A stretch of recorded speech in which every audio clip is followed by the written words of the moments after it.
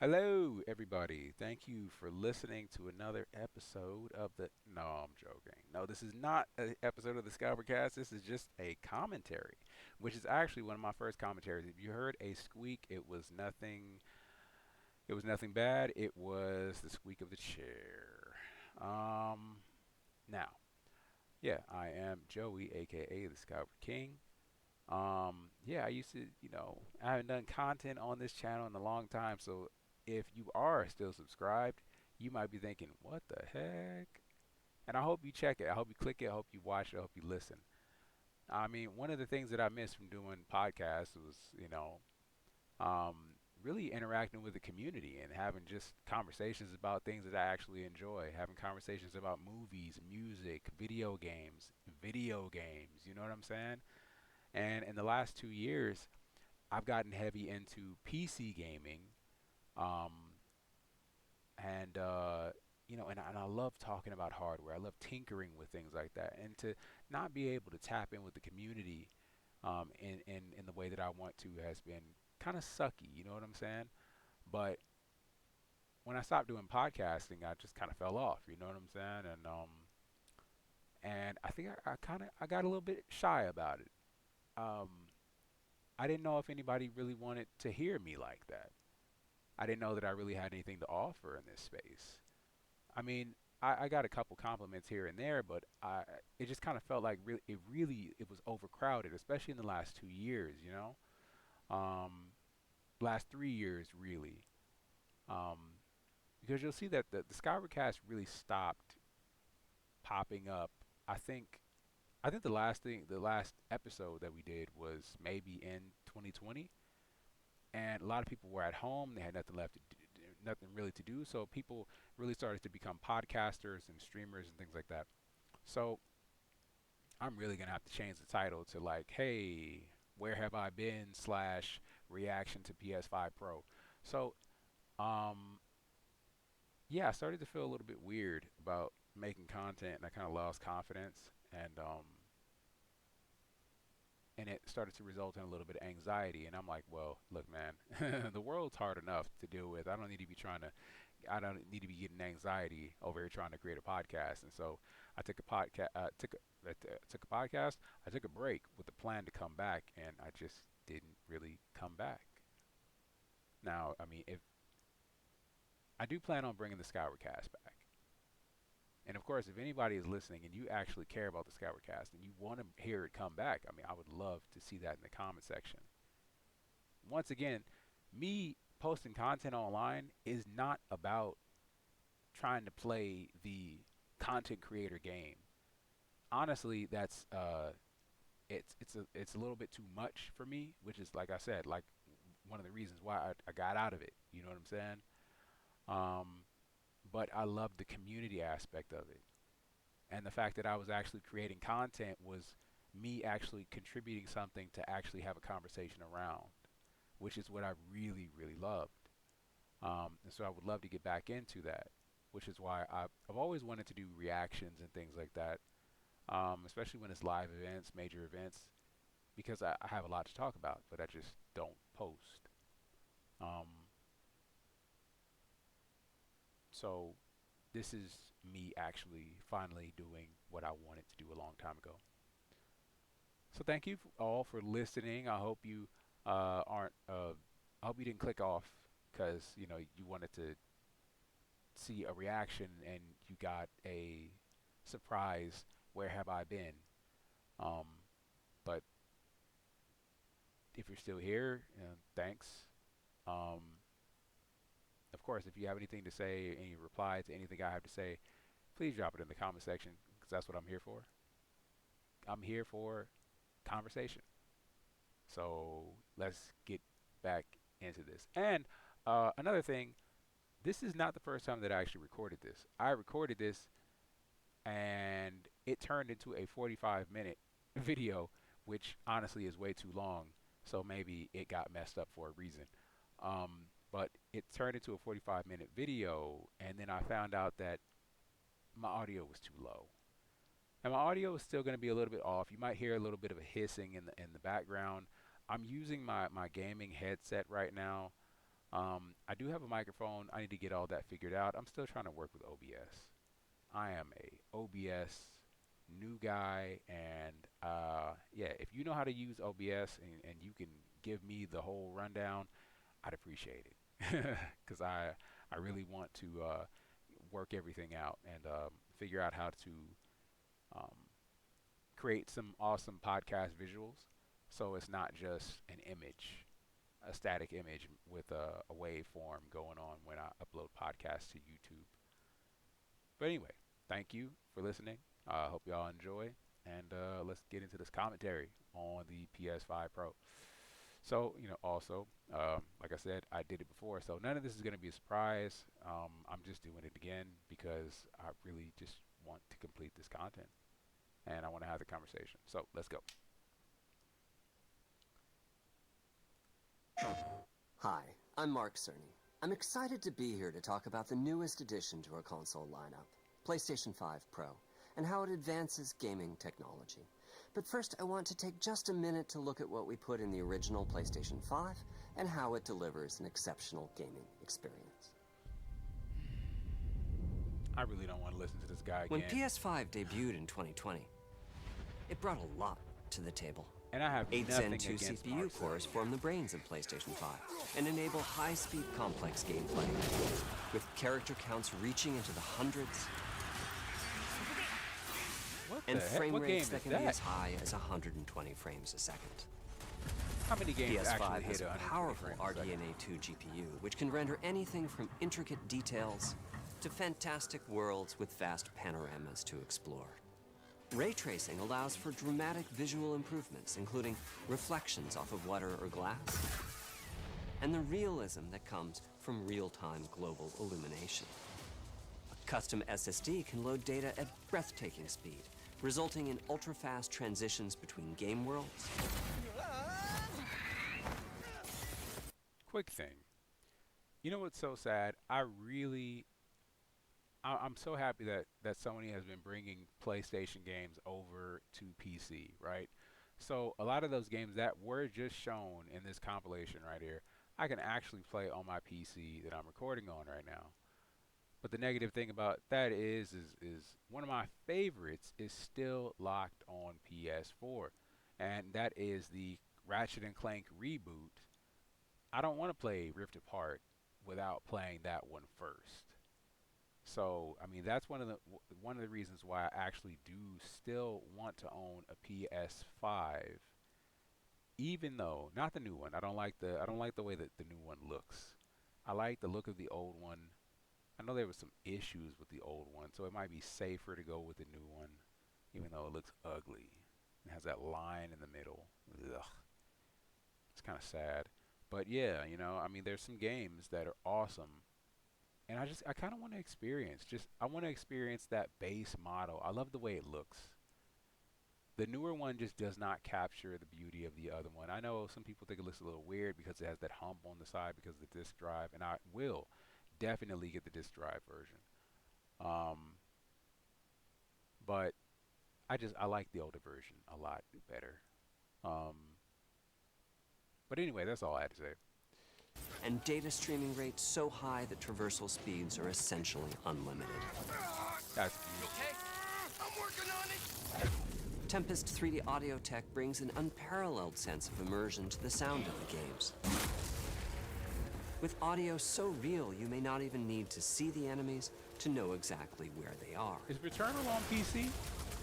Finally, the DualSense controller has haptics that let you feel through your hands what your character is experiencing inside of the game.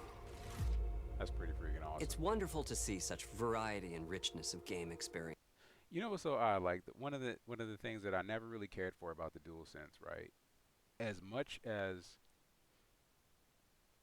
I might like the idea of it and all the different features it has, I do not like having a microphone on it.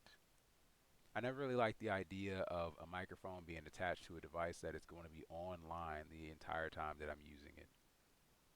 You know what I'm saying? If you know, you know. If you don't, you don't. All right. But that's just one of them things. So I always feel like when I get a PS5, I might just have to go get a nice third-party remote. Experiences. Creators have made amazing use of the hardware capabilities, but when I talk to them, I do hear about their desire for more graphics performance. The dreams of the developers are bigger than can be supported at 60 frames per second, and that leads to an aspect of modern gaming that we're all familiar with: graphics modes. It can be a difficult choice for players. Fidelity modes emphasize the visuals, typically through higher resolution rendering. These modes might also have enhanced detail or use more ray tracing. But the games only run at 30 frames per second. The visuals can be choppier and the controls less responsive. Performance modes emphasize frame rate and interactivity, typically choosing to run at 60 frames per second. Now, in my previous version of this video that I did record, I was talking about how, as it is with gaming PCs, right? When you play on a gaming PC, you understand that each game usually has advanced graphic settings, unless it's something that is just dirt so simple that like most hardware can run it. You know what I mean? So if you're playing on something, you can tweak everything. Um, and you can take a game that initially, when you first booted it up, you were getting 30 frames a second, depending on what hardware. Let's say your hardware is a little bit older, you were getting 30 frames a second. Your visuals were nice, but everything else was just clunky. And then you went in and you realized, oh my goodness, shadows are maxed out. Lighting effects are just heavy. Particle effects are on 10,000, right? The fact that you can go take what was maybe on high or ultra or whatever, and you can take that and bring it down to medium, bring lighting effects down to medium, shadows down to low. Most people don't even really care about shadow effects. Bring all the what do you call those, particle effects down some. You know what I'm saying? Particle effects are fun, but not if they're going to ruin your experience. And you can take something that started out as pretty but very unstable and make it a still very visually appealing experience, but now you're getting closer to 60 frames a second. Maybe even 48 frames a second, but 48 frames a second, which, I never really thought about 48 frames a second as something that developers could actually shoot for instead of 30 frames a second. You know what I mean? But 48 frames a second is still 18 frames above 30, 12 away from 60. So that would be, and because I actually saw that in a Digital Foundry video, I actually tried it. I tried it with emulation, playing some Breath of the Wild or something, you know what I'm saying? So, and on one of my computers, I was getting some choppiness, but I think that was because I wasn't using Vulkan, and I wasn't also preloading the shaders or whatever. But it's a lot more stable now. But when I put it at 48 frames locked, the difference between 48 frames and 60 is really not that big, because it's still, like I said, 18 frames above 30 frames a second. And it provides you with a really, really stable experience. And so I really think that, honestly, I don't even know how much a PS5 Pro would have even been necessary to the average person to be able to have decent visuals and reach um, closer to 60 frames or closer to it, if PS5 and just consoles in general, because also a problem on Xbox, if consoles had real PC level visual and performance settings that you can tinker with and customize to your liking. But anyway, that's the end of my TED Talk. Thank you for listening. Mainly by reducing the graphical detail until those frame rates can be achieved. When asked to decide on a mode, players are choosing performance about 3/4 of the time. Most definitely. Removing that decision, or at least narrowing that divide, is one of the key targets for PlayStation 5 Pro. We want to give players the graphics that the game creators aspire to, at the high frame rates that players typically prefer. To do that, PS5 Pro substantially improves over PlayStation 5 in 3 ways.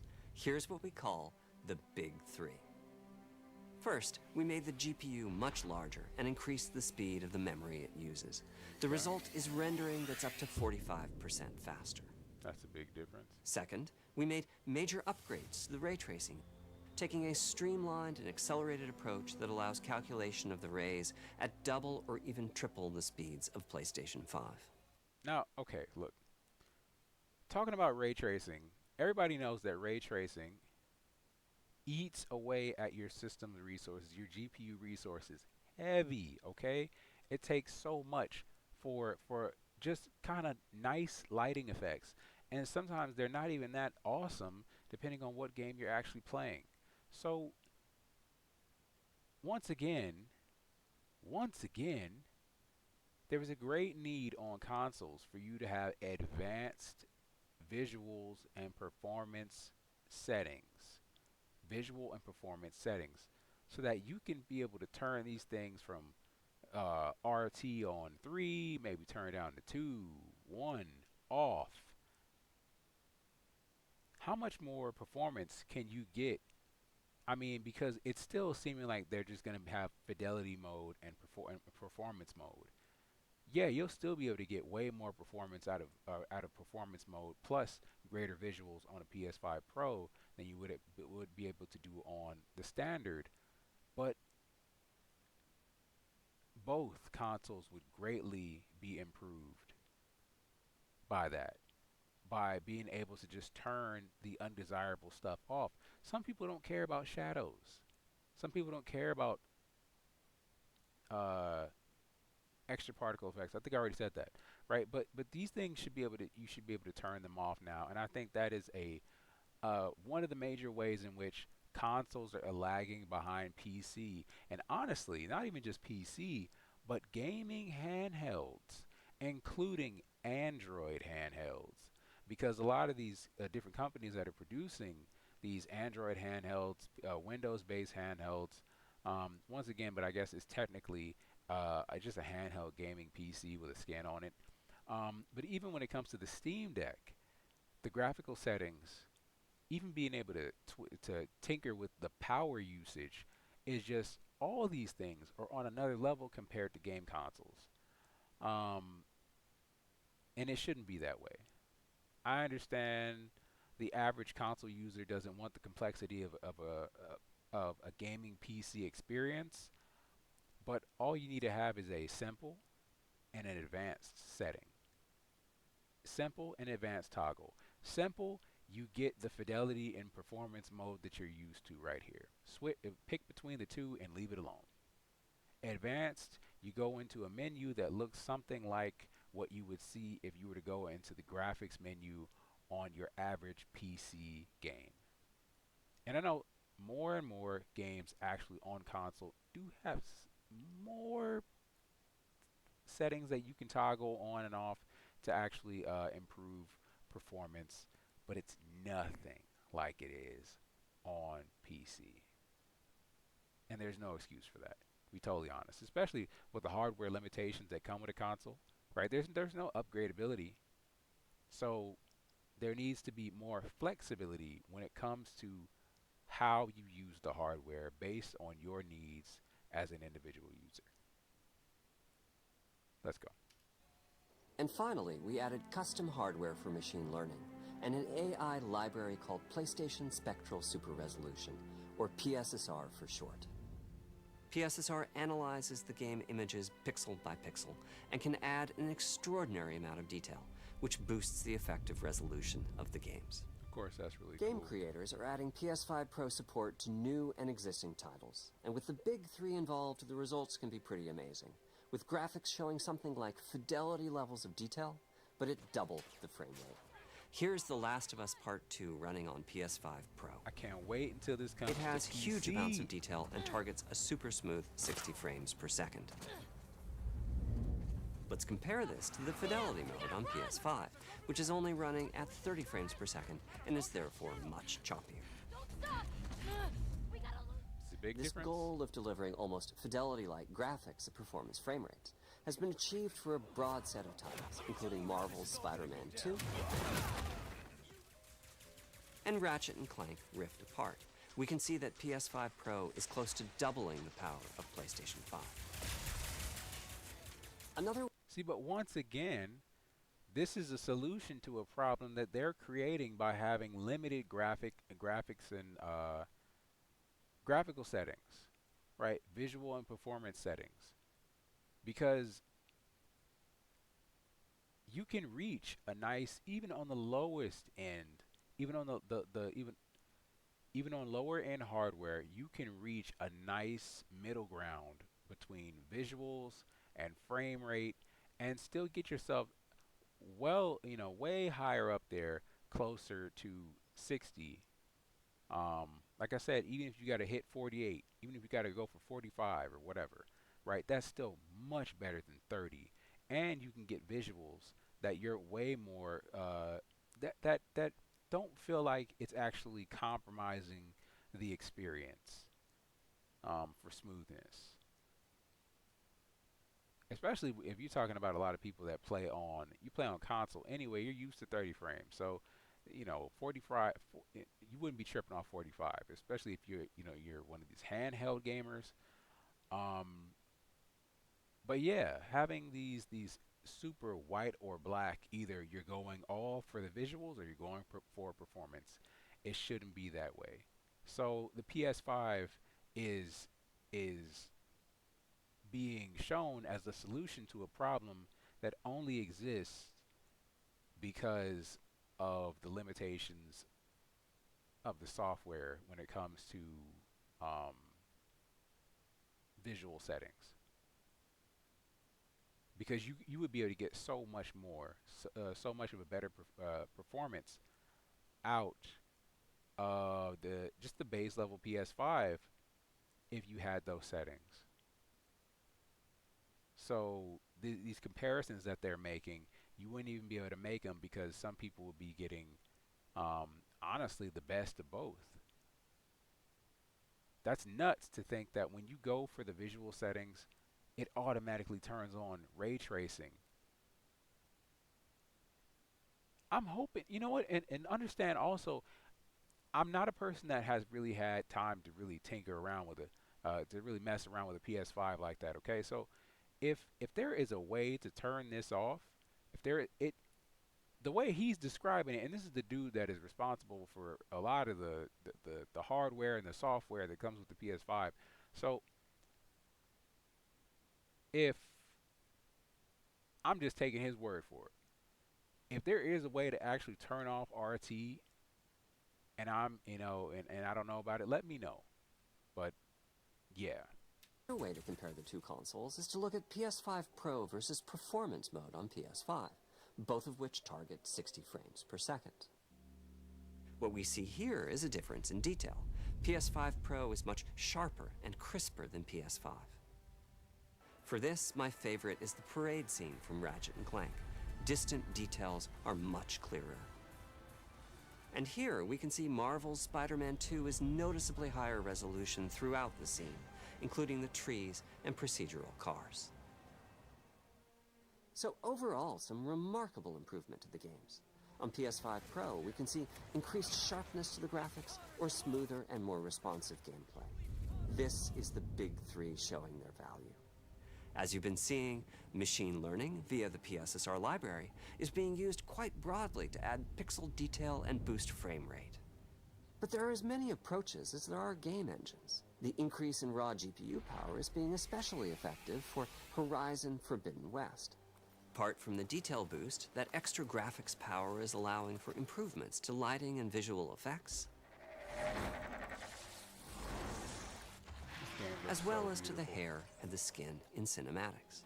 Open up, guys. Jorv's orders. this game looks so freaking beautiful right here. Now, some people were making the joke online that, hey, this part because before I actually did watch this, I saw bits and pieces, reactions and stuff like that. But didn't get to see the whole thing. Some people were saying that this was actually PC footage. I wouldn't be surprised, people, it's like, oh, we're playing this on a gaming PC that's uh, on the level of a PS4, a PS5 Pro, and so it's perfectly acceptable. Like, get out of here. Or it could be PS5 Pro. It could be PS5 Pro, so I'm not gonna, I mean, why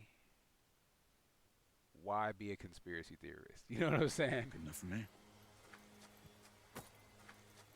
Ray tracing is finding broad usage as well, particularly when the games are focused on higher frame rates. The faster hardware in PS5 Pro can make allowing Gran Turismo 7 to add ray-traced reflections between the cars in gameplay, while continuing to support their targeted 60 frames per second. This game looks That terrible. boost in ray tracing is also delivering big wins for Hogwarts Legacy, This looks beautiful. allowing not only for better reflections and a greater variety of reflective surfaces, but also for further realism in the casting of shadows. I hope you've enjoyed this run-through of the technology behind PlayStation 5 Pro. I've never Simply seen put, Hogwarts it's the most Legacy look powerful like console that. we've ever built, and a worthy addition to the PS5 family.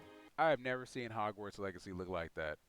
And I've watched gameplay on, I'm sure, 4080s and this and that, 4090s. I don't know if people just don't. They oftentimes just avoid going hard with the ray tracing because it does do such a severe hit to the visuals. So I don't know, but whatever. Let me wrap this up by giving you a quick look at a number of games running on the new console. You'll never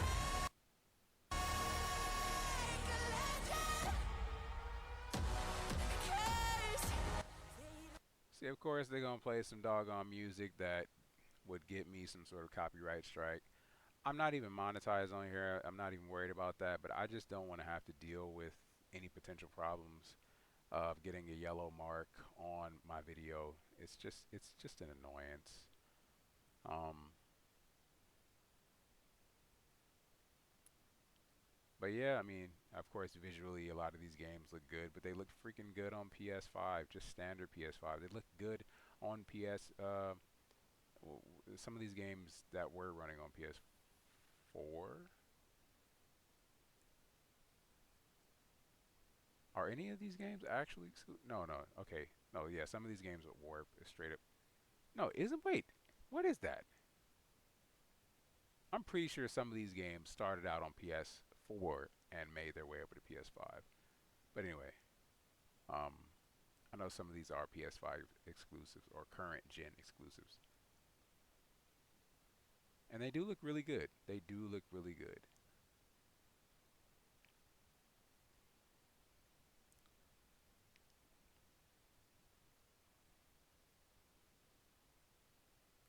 But of course, I know the doggone price.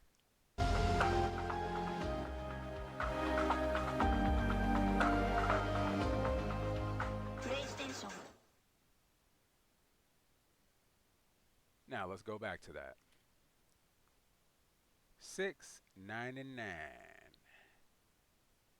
As soon as I saw $6.99, I thought, what in the whole heck? What am I? That's gaming PC money right there. Now I understand there's always this whole, PC versus console experience, right?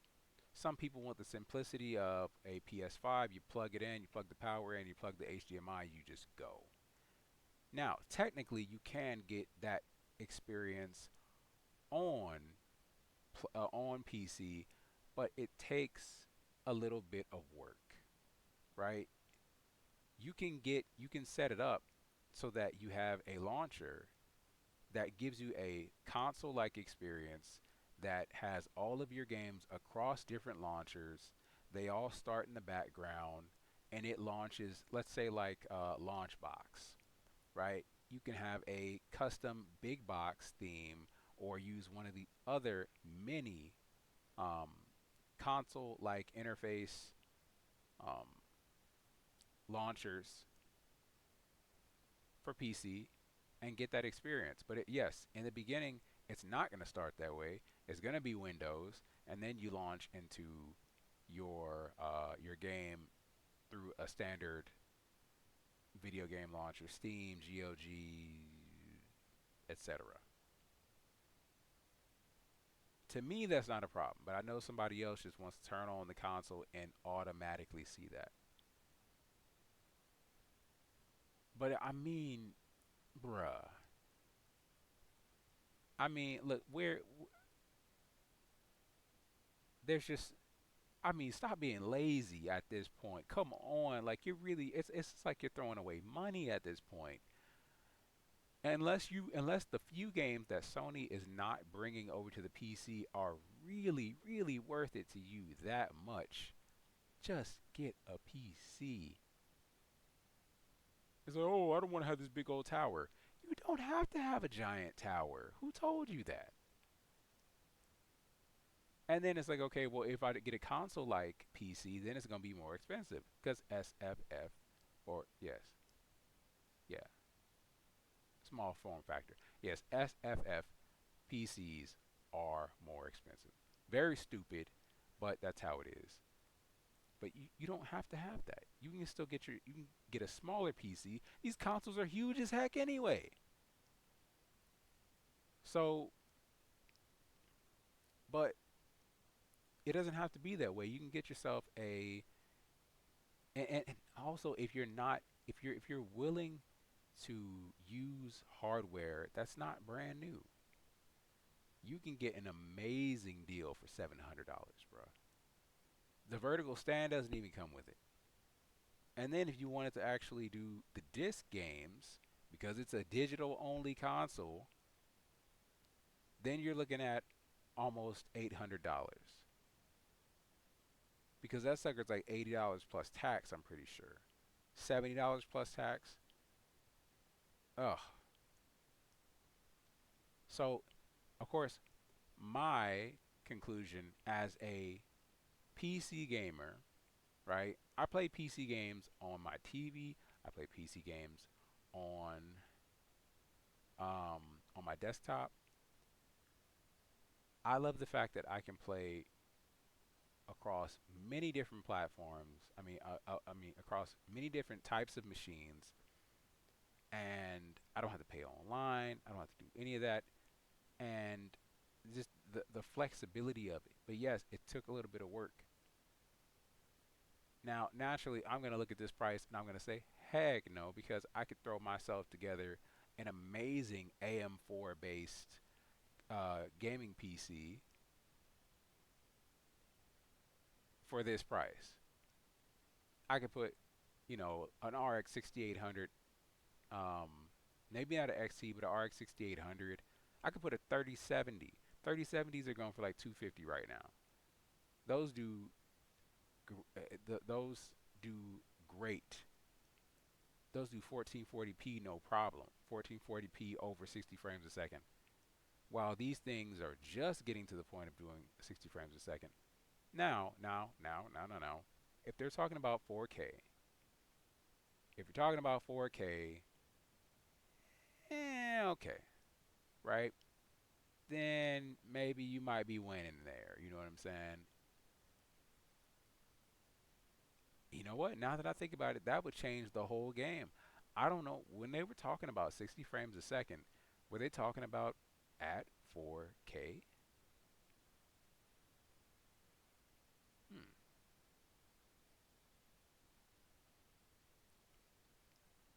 I still, I still would choose 1440p, 120 over 4K 60. But that's just my opinion. This,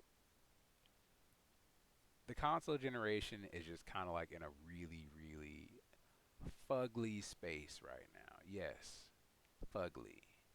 Okay.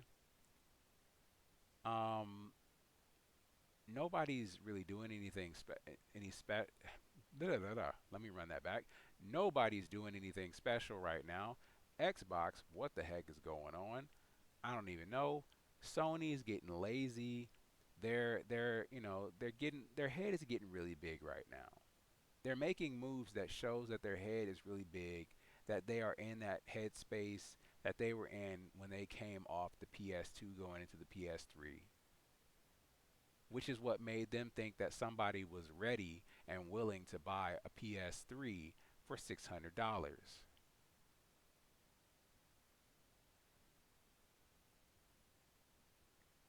Okay?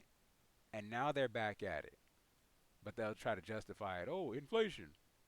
Get out of here. Now, with most of the games that they're releasing on PS5 as exclusives coming to PS or coming to PC at some point down the line, honestly, you should just be patient. Get yourself a PC, even a base level PC, and by the time the games that you want to play they come out, within that time, you could have upgraded, which is also an amazing benefit.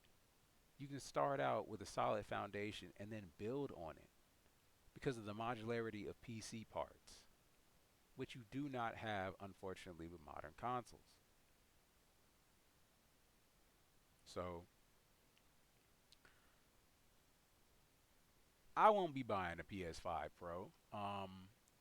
Not right now. If I become a millionaire or something like within the next year or so, I might pick up one just because and slap a disk drive on there. But it still just seems like a waste. It seems like a waste of money. And then, the fact that if I wanted to play online, I couldn't just go to online mode in the game, that I would be prompted with a, hey, buddy, you didn't pay for a PlayStation Plus. PlayStation, whatever they calling it right now. That's a whole ridiculous thing, a whole other side that just makes this idea, the idea of a PS5 Pro costing this much, even worse from the perspective of a PC gamer that can play the same games on whatever hardware I want and game online with people playing on PS5, on Xbox, and I don't have to pay for online. So, I don't know. I'm really just kind of like, consoles are just kind of losing their relevance. They're losing their relevance, and especially when these corporations are making moves that are not in our best interest, but are in their best interest, not really caring about what we want. Um, it just really makes us, makes moving to the platform that serves you best make the most sense. And that's PC, to be totally honest. I think that is an objective opinion. Uh, I know, oh, it's an opinion, but yeah, it's like I think that is an objective statement that that PC is is the platform that serves you best because it is fully customizable from the hardware to the software. When you're gonna have to upgrade it, nobody has to pay to play online. We don't have online gatekeepers saying, "Hey, well, you're on my platform, so pay the fee or you don't play." That's nonsensical. Anyway, you heard everything I had to say about it. The upgrades are nice. The visuals are honestly, eh. I don't really like the PS5's slim look, and this is that plus three Adidas lines on it. I don't really care for it. I'm gonna stick with my PC. Maybe I do plan to buy a PS5, a base model PS5, so I can play some PS4 games, upscaled. But this is way too expensive, and it doesn't serve me as a PC gamer. That's my opinion on it, though. Let me know what your opinions are. Drop them down in the comment section. I appreciate you for listening. And yeah, it feels nice to be back making content. I know this is actually going to be way longer than I actually wanted it to be. It's probably going to be like 30 minutes. Sorry about that. You know what I'm saying? But hey, hope you enjoy it. If you do, let me know in the comment section. Like it, subscribe, all that good stuff. I do plan on bringing the Skyward cast back. So yeah, for those that do actually enjoy that, those 10 of you that enjoy the Skyward cast, yeah, it should return in one form or another at some point soon. So thank you for checking it out. Thank you for checking this out. And Skyward out, I guess. That might be my new little outro. I think I think it sounds pretty cool. Skyward out.